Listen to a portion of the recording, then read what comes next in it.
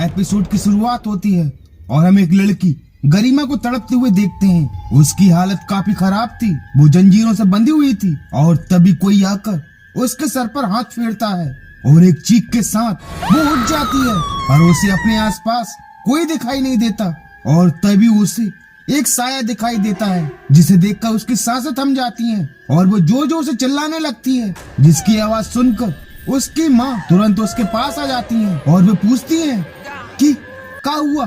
जहाँ गरिमा कहती है कि अम्मा वहाँ कोई है, पर उसकी माँ को कोई दिखाई नहीं देता और वो गरिमा को कोई नशीला पदार्थ पिलाकर सुला देती है। पर तभी उसकी माँ को भी ऐसा एहसास होता है कि उसके पीछे कोई है, पर वो कहती है कि यहाँ कोई नहीं है, सिर्फ मैं और हमारी बिटिया है। वहीं अगले दिन जब डॉक्टर प्रियंका एक कैंप के लिए उस गांव में सभी के चेकअप के लिए गरिमा के घर जाती हैं, तो ब्रजेश्वरी जो गरिमा की माँ थी वो कहती है कि हमें कोई इलाज नहीं करवाना, जाओ यहाँ से। और तभी धीमान आकर कहता है कि अरे प्रियंका जी, आप गलत घर पर आ गई, ये घर थोड़ी ना है, ये तो कुछ और ही है, प्रणाम ताई जी।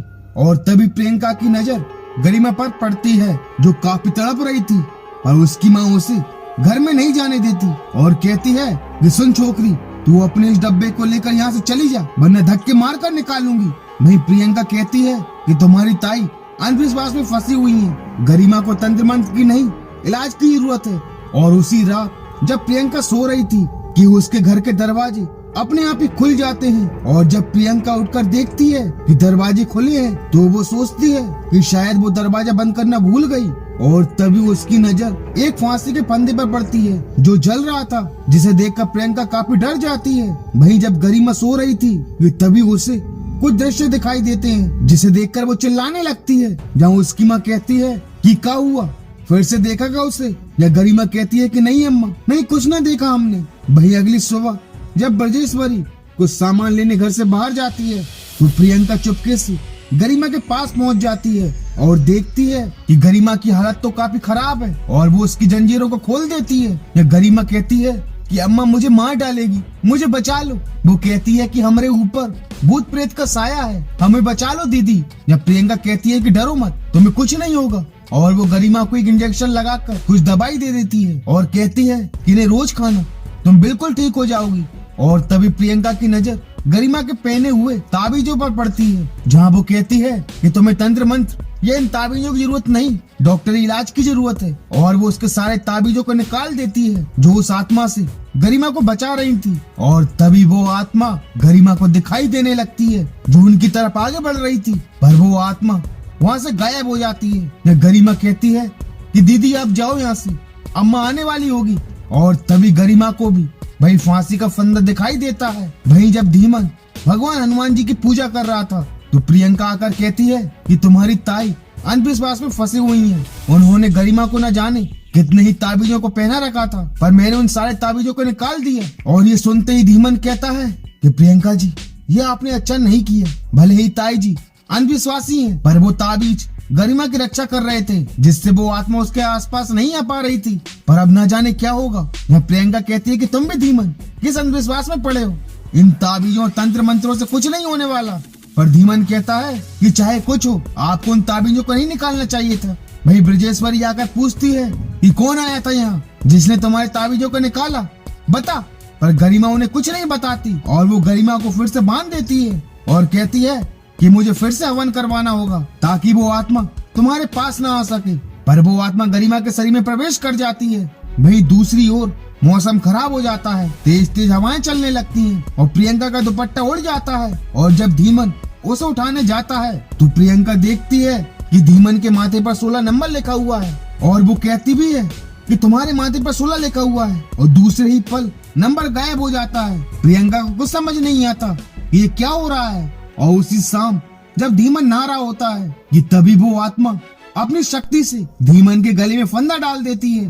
जब धीमन काफी छटपटा रहा था, पर लगातार वो हनुमान चालीसा का पाठ कर रहा था। और तभी वो आत्मा अपना खंजर धीमन को मारने के लिए फेंकता है, पर वो खंजर धीमन को नहीं लग पाता। भगवान का लॉकेट उसे बचा लेता है और वो आत्मा वहाँ से गायब हो जाती है और धीमन अपने गले से वो फंदा भी निकाल लेता है। वहीं वो आत्मा गरिमा को पूरी तरह से अपने बस में कर लेती है और उसकी जंजीरों को भी खोल देती है। वहीं प्रियंका भी ये सोच कर काफी परेशान थी कि जो भी उसने देखा वो क्या था। और तभी उसे एक खंजर हाथ में लिए एक परछाई दिखाई देती है और जब वो पीछे देखती है तो उसे कोई दिखाई नहीं देता, जिसे देखकर वो काफी डर जाती है। और तभी उसे अपने माथे पर भी 16 लिखा हुआ दिखाई देता है और तभी वो आत्मा भी उसके सामने आ जाती है और इससे पहले कि वो उसे मार पाती वो बचकर वहाँ से भाग जाती है और लोगों से हेल्प मांगती है, पर कोई भी दरवाजा नहीं खोलता और वो आत्मा प्रियंका का गला काट देती है और एकदम से प्रियंका का सपना टूट जाता है।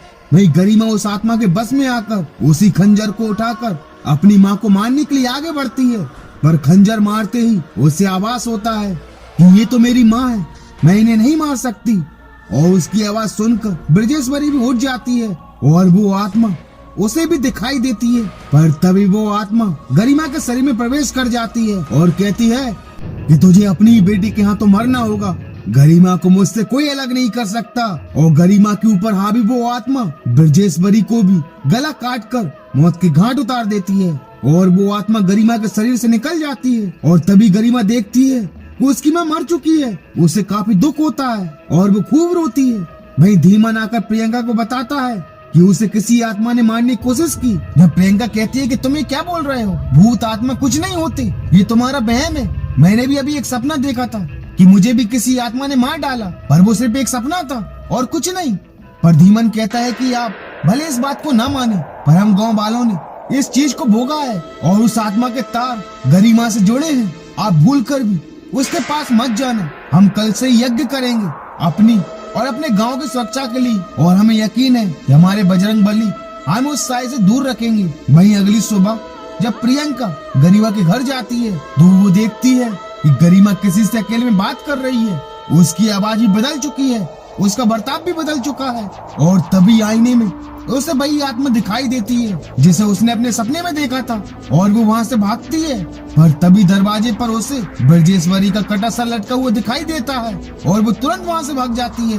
वहीं धीमन उस आत्मा को नष्ट करने के लिए अपने कुछ साथियों के साथ यज्ञ करना प्रारंभ कर दिया था और तभी प्रियंका भी वहाँ पहुँच जाती है, पर एक पंडित उससे कहता है कि तुम अभी अंदर नहीं जा सकती वरना यज्ञ में विघ्न आएगा। प्रियंका बताती है कि उस आत्मा ने ब्रजेश्वरी को मार दिया है। जहाँ वो पंडित कहता है कि वो आत्मा एक एक करके सबको मार रही है और लग रहा है कि उसका अगला शिकार होगा धर्मा, ब्रजेश्वरी का बड़ा भाई। तुम तुरंत जाकर उससे मिलो और उसे यहाँ लेकर आओ ताकि हम उसकी जान बचा सके। और प्रियंका सीधा धर्मा के पास पहुँच जाती है और बताती है कि आपकी बहन ब्रजेश्वरी को उस आत्मा ने मार दिया है। जहाँ धर्मा कहता है कि ये तो अनर्थ हो गया, अब वो शैतान एक एक कर सबको मार डालेगा। जहाँ प्रियंका पूछती है कि बाबा आखिर कौन है ये आत्मा और सबको क्यों मार रही है। जहाँ धर्मा बताता है कि वो आत्मा एक खूंखार डाकू की आत्मा है। उसने आसपास के गांव में अपने जुल्म का तांडव मचा दिया था। वो लूटपाट करता और लोगों को जान से मार देता और जिसे भी वो मारता उसके माथे पर नंबर लिख देता।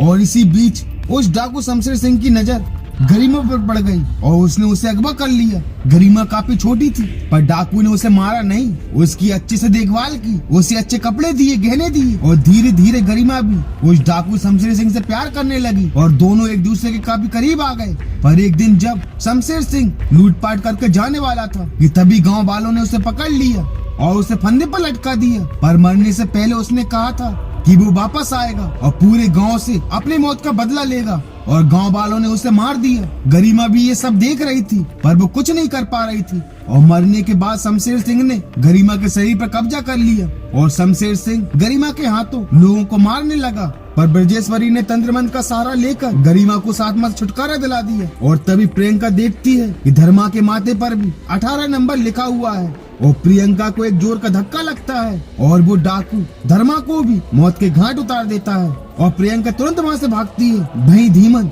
अपने यज्ञ को पूरी तरह से सफल करना चाहता था और तभी गरिमा के रूप में वो डाकू उस मंदिर तक आ जाता है और कहता है कि दमे तो बाहर निकलो, मुझे कोई नष्ट नहीं कर सकता, तुम सबकी मौत मेरे ही हाथों लिखी हुई है।